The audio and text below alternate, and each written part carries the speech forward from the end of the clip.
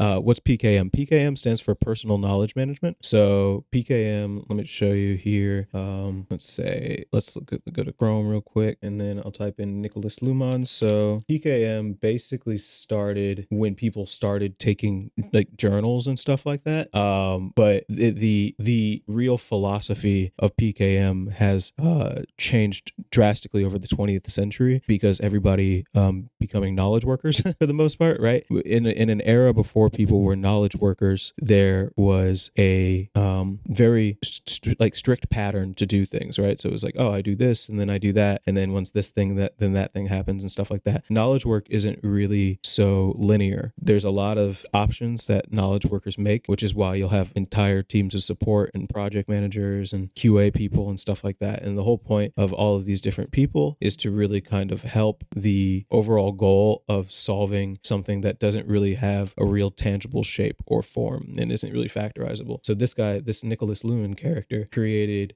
he worked a lot in system theories, but he created specifically this thing called the Zettelkasten, which is like a note-taking method. And this is what you're seeing in Obsidian. So a note-taking system that he used back in the 1940s was he was using literal note cards. So he would say like, here's my idea 1, here's my idea 2. And you'll notice that these things have like tags, for example. So he realized that things are related to other things, basically, which is an obvious statement to say. But when I say, let's say that idea A here is twitch.tv and idea B is YouTube. So this tag 1 would be both like video websites, right? But then for YouTube, it would be like for search, and for Twitch, it would be like live stream and stuff like that. Does that make sense? So this field has evolved a lot over the past 70 years to become more. This is literally, actually, you can go to Germany and you can see his files. This is what it looks like. So today, this is what a Zettelkasten looked like in 1940, and this is what a Zettelkasten looks like in 2040. It's not 2040 yet. It'll be smarter in 2040, but you get my point.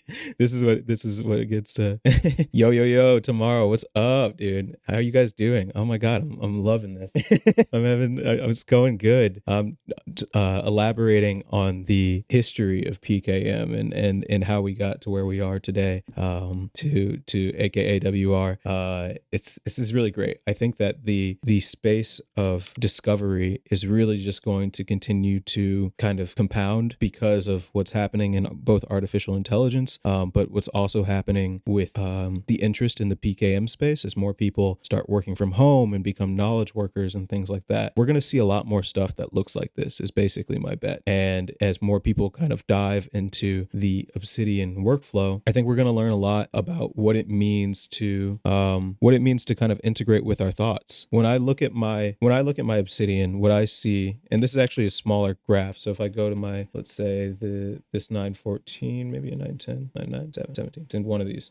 Oh wait, you know what? I think it is here. Where's it at? Here we go. So this is my full graph on my actual Obsidian, aka and tomorrow. So you can see like I have a lot of stuff going on in my main graph, and this is basically my file structure that I keep everything in. So I've talked about this in a video that I posted recently on my YouTube channel. But I have all the books that I've read in here and the quotes that I've got from it. I have food journals, I have thoughts, I have code snippets, I have interesting kind of interactions that I've had with other people, like kind of content or contact databases. I have checklists and contact cycles and content builders and things like that. It's really, really very impressive. Yo, George, what's up, dude?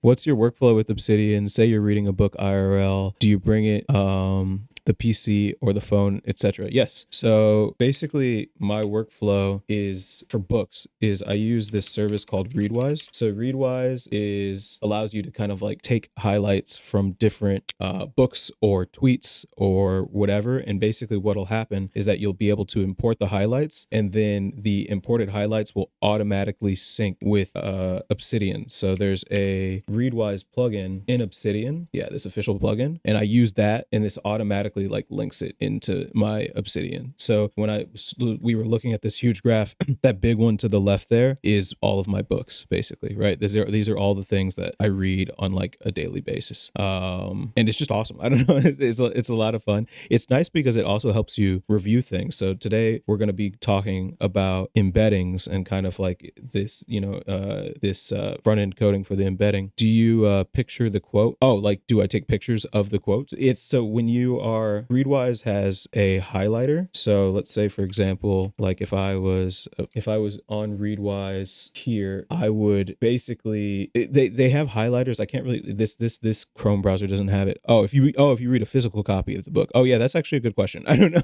I've actually haven't read many physical books because I bought a Kindle back in like 2017 and I just have been using it since then because I found personally that I wouldn't remember anything that I had read in physical books because I would just not feel inclined to read it. That said, that's a good question. I'll see if there's like a service, Readwise OCR, I imagine. Okay, so it says that if you have the iOS app, you can capture highlights from the paper books by using your phone's camera. So we can actually see it in this video here. I don't know if that's showing up, but you can see that people are in this space using Readwise and also capturing it directly into their Readwise. That's pretty cool. I've never used this functionality. Readwise has a cool beta app, which I would love to show the stream, but I'd have to like do all the login and stuff like that. So I might do that another day. But they basically are also now in the space of the Read Later app thing, right? So like when you are using something like Instapaper or Pocket, if you've ever used Pocket is basically a app that allows you to just basically save pages that you see across the internet, and then Pocket turns them into Readwise, and the annotator are my favorite tools to integrate with Obsidian so far. I haven't used the annotator. What's the annotator? Is that a highlighting plugin? And Obsidian.L for quick notes. Obsidian.L. Did I click it right? Is it a plugin? It might be a plugin. Annotator. Oh, annotator. Interesting. A plugin for saving PDFs and EPUBs into Obsidian. Oh, this is cool. So this is a plugin that uses Web Hypothesis, but is modified on annotations in a local markdown file instead of the internet. That's awesome. Yeah, I'll definitely save this one. I think funnily enough, there's a lot of research that I'm planning on doing for the YouTube channel. So I was like looking for something that actually does this too. Hey Katuna, how's it going? Welcome.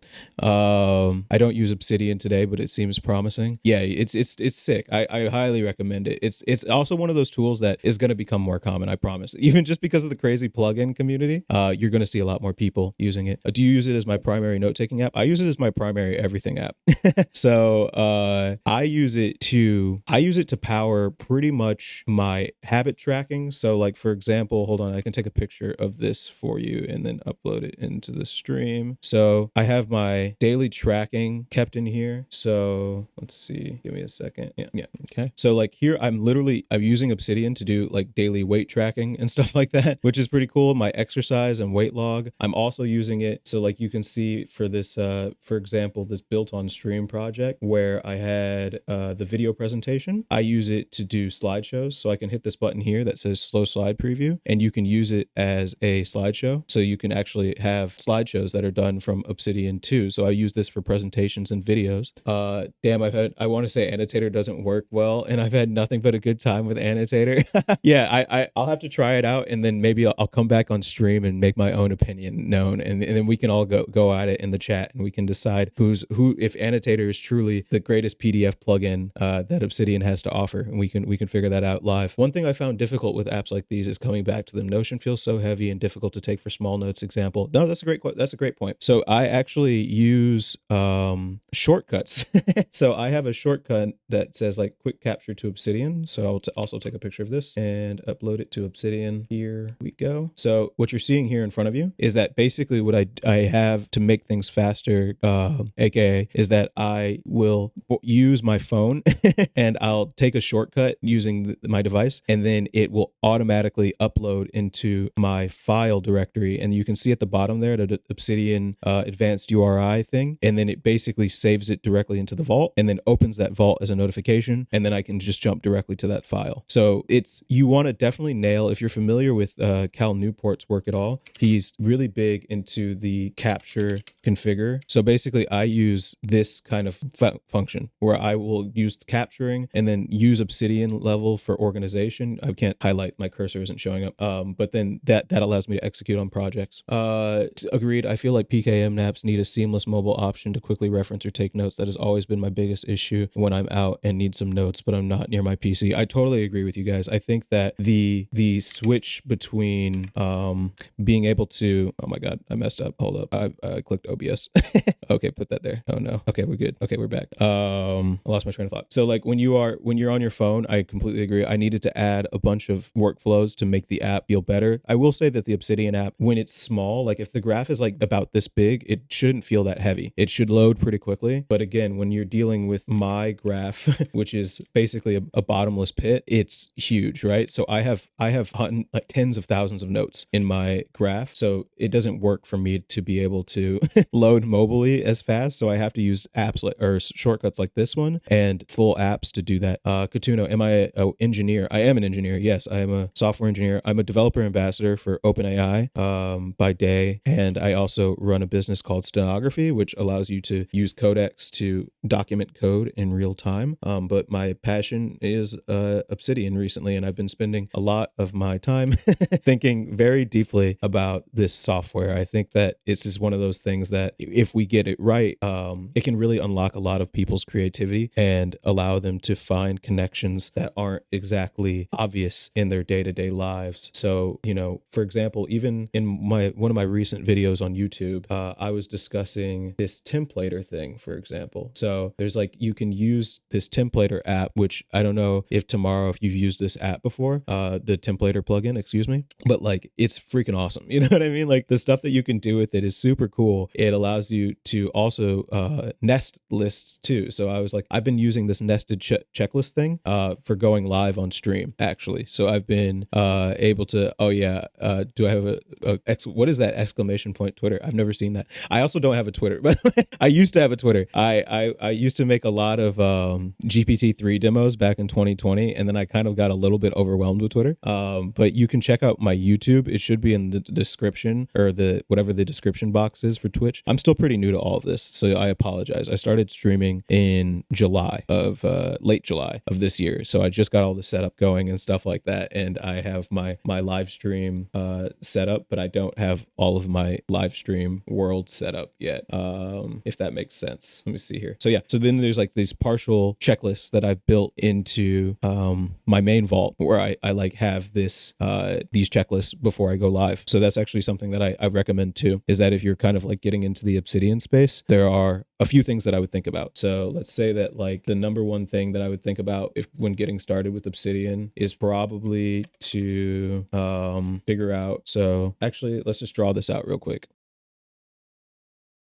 One thing I was thinking a lot was that there were tasks that requires connecting all the notes in the vault so that I can't rely on independent apps. Yeah, actually, so there's a plugin that may be helpful for you here, which is called Tasks plugin. And I don't know if you've used this tomorrow too, but the Tasks plugin is super popular. And basically what the Tasks plugin does is that it allows you to search by all tasks in a tag. So like you'll be in a heading that says like, I can actually just show you. So let's say that we have a heading here called to do live, and then we're going to say like 1, 2, 3, and then let's go to a new note here, and then we're going to say like show tasks. Yeah, I've seen a video that uses quick add with daily notes to capture every task with the, yeah. So you know how this is going to play out then. So then we can just do tasks. I think it's like not done or something. Actually, I have to find it. I don't know the syntax. Tasks. Okay, here we go. As you can see, I'm pretty quick with this software, but I've spent a lot of time doing it. So like if you don't feel bad if I move really quickly through Obsidian,